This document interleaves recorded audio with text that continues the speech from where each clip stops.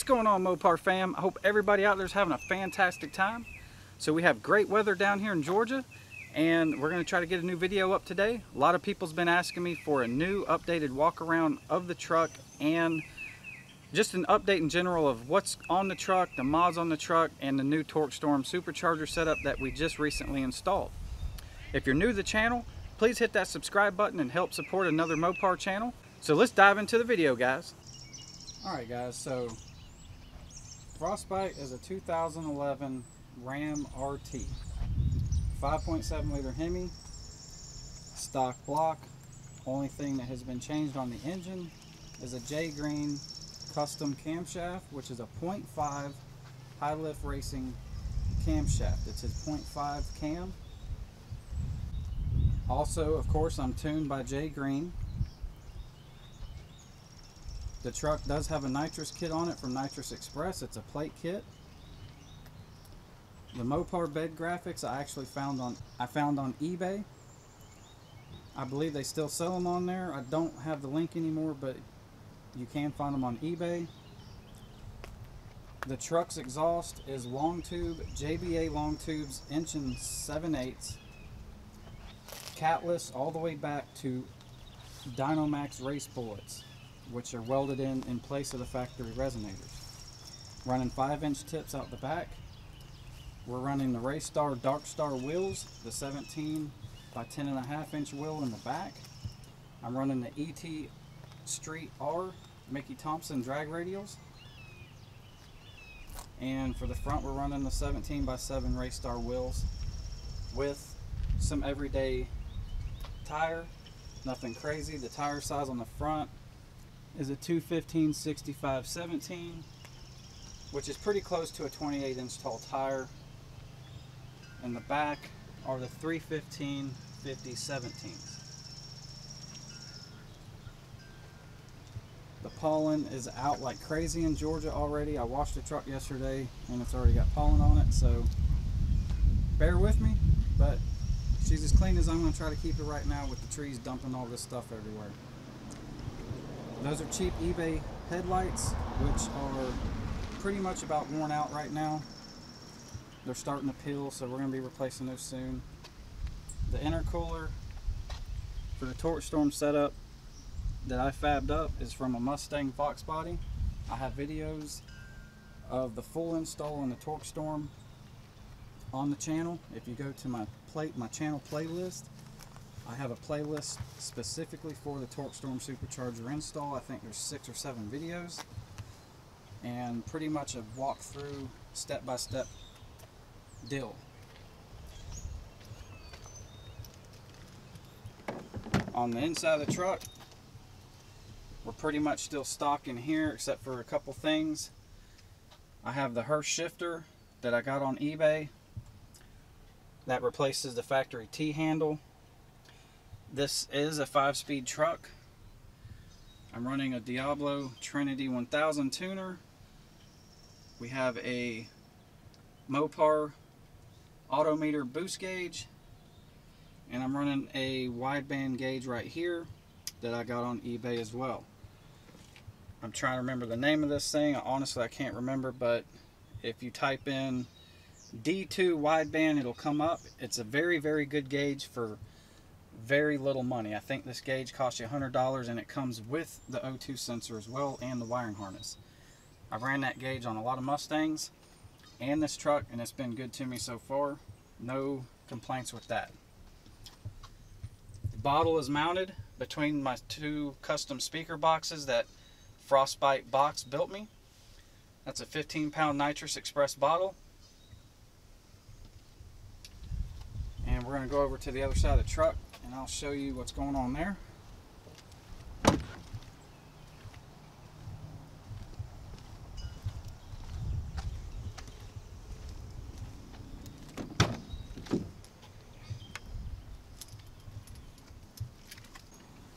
Alright, so these are the subwoofer boxes that Frostbite box custom built me.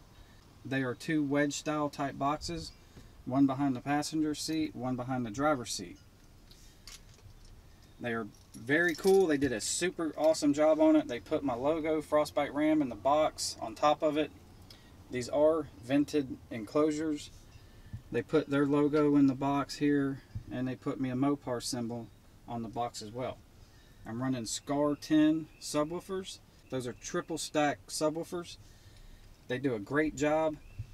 And behind the driver's seat, if you can see, that is my audio pipe amplifier. It's 1800 watts, and it does a phenomenal job running these subwoofers. This is the controller for my XK Glow.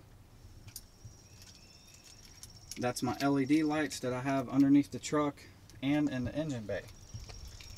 It's too bright out here to see those, but they are awesome. I also have some of the LEDs mounted under my seats and in the floorboards that lights up the inside of the truck really nice. It's not super bright in here. It's just enough light that it just gives it a little bit of light in the floorboard and does a real good job. We have the Nitrous Express plate kit and the solenoids I have mounted on brackets on either side of the throttle body.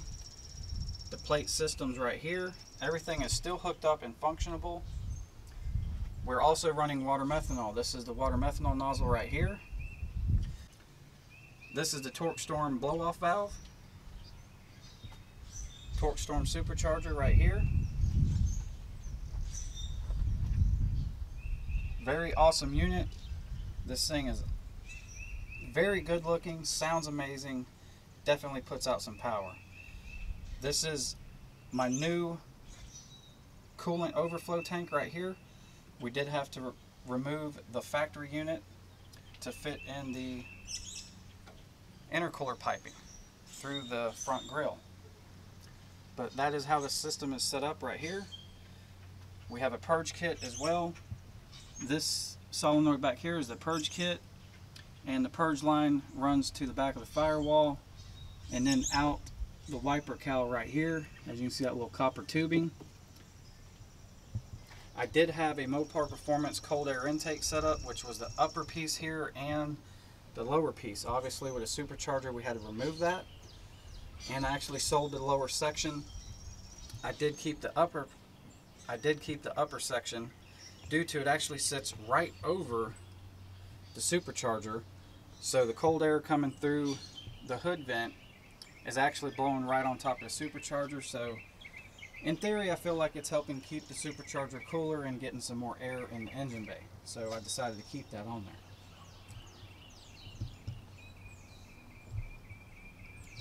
The intercooler, like I said, is kind of hard to see tucked in there with the grill on, but it fits in like a glove, and it's a pretty big intercooler that's good up to about 1,000 horsepower.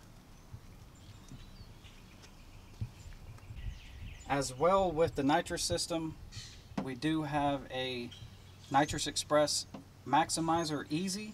This is the easy controller that they have, which lets you delay the initial nitrous hit. You can delay it up to 5 seconds, and it does a fantastic job. I have found pretty much it, usually when I have good traction and the track is good, usually a 1.5 second delay works really good on the truck. Last year, before the track closed, when we were just running the nitrous system on 100 shot and this controller, we ran a 11.8 quarter-mile time on just 100 shot with a stock converter still. This truck is a 5-speed again, and it still has a stock converter. This truck does not have a stall converter in it right now. We are also running a cheap eBay cutout that is $50, and it has been doing me a phenomenal job. It comes with a remote control, and I also have it programmed for the garage door buttons overhead inside the truck. I'm going to start the truck up, let you hear it, and then after it starts, I will open the cutout so you can hear that as well.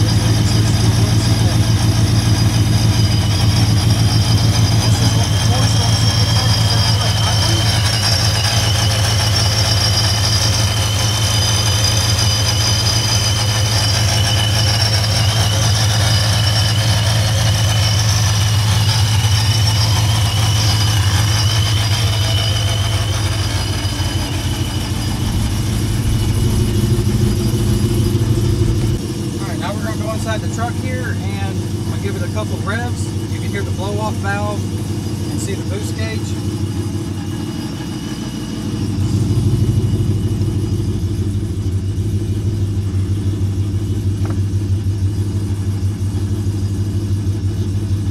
And like I said, right now we have the supercharger. We got the boost set to about 7 psi at the shift points that we are set in the tune as of right now. But here we go.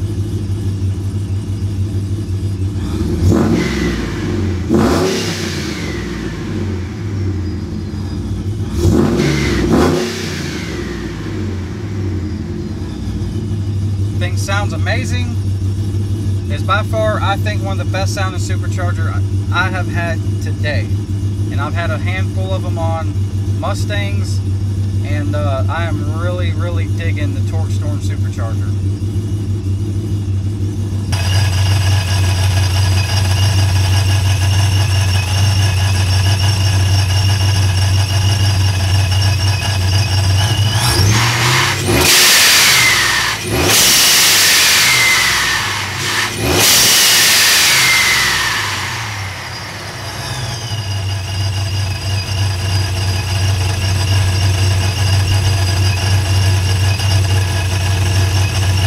So there you have it, guys. New updated video, walk around of Frostbite and what's going on with it. I do want to mention, some of you guys probably noticed that's been following the channel, that my Hemi valve covers are actually removed right now. I do have some nice Hemi valve covers that cover up the stock valve covers, and they say Hemi RT on top of them, and they're painted white. There's a video on those. Right now I have them removed because with the tuning we've been doing with the supercharger setup, I've been changing the spark plugs and adjusting the gap to get the tune right. When we first put on the supercharger, we were actually blowing out the spark due to the boost, so we had to put in some fresh spark plugs and close the gap down a little bit tighter.